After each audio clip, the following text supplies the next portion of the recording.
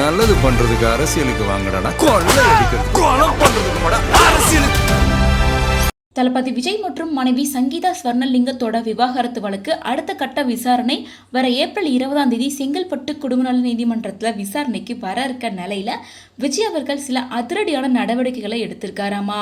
அதாவது விஜயோட மனைவியான சங்கீதா விஜய் தனக்கும் விஜய்க்கும் விவாகரத்து வேணும், அவர் வேற நடிகை கூட தொடர்பில் இருக்கார் அப்படின்னு பல அதிர்ச்சிகரமான விஷயங்களை தாக்கல் பண்ணியிருந்தாங்க. இந்த விஷயம் சோஷியல் மீடியாவில் பேசு பொருளாக மாறினதுக்கு அப்புறமா விஜய் த்ரிஷா 2 பேரும் வெட்டிங் ஈவெண்ட்ல ஒரே காஸ்டியூம்ல ஒரே காரில் வந்துட்டு போனதுக்கு அப்புறமா பலருமே இதை உறுதிப்படுத்தி விஜயும் த்ரிஷாவை விமர்சித்து பேச ஆரம்பிச்சாங்க. ஸோ இப்படி இருக்க சூழ்நிலையில் சென்னை அண்ணா நகரில் இருக்க தன்னோட முக்கியமான சொத்துக்களை சுமார் 35 கோடி ரூபாய்க்கு விஜய் வந்து அவசரமாக விற்க இருக்கிறதா பிளான் பண்ணியிருக்காராம்.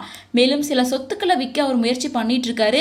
இது தேர்தலுக்கான நிதி திரட்டல் மட்டும் இல்லாம மற்ற 2 முக்கிய காரணங்களுக்காகவும் இருக்கலாம் அப்படின்னு ஜேர்னலிஸ்ட் லட்சுமி சுப்பிரமணியம் சொல்லியிருக்காங்க. விவாகரத்து வழக்கு முடிவுக்கு வருவதற்கு முன் சொத்துக்களை வித்தா அதுல மனைவி உரிமை கேட்க முடியாது.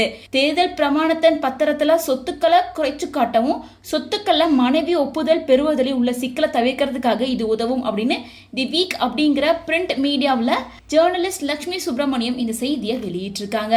மேலும் இந்த நியூஸை வெளியிட்டவங்க சொன்னது எந்த அளவுக்கு உண்மை அப்படிங்கிறது தெரியல.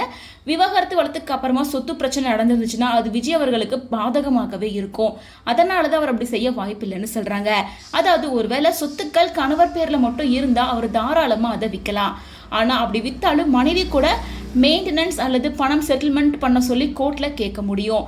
ஒருவேளை அந்த சொத்து 2 பேர் ஜாயிண்ட் ப்ராப்பர்ட்டியா இருந்தா மனைவி சம்மதம் இல்லாம கணவரால் அதை விற்கவே முடியாது.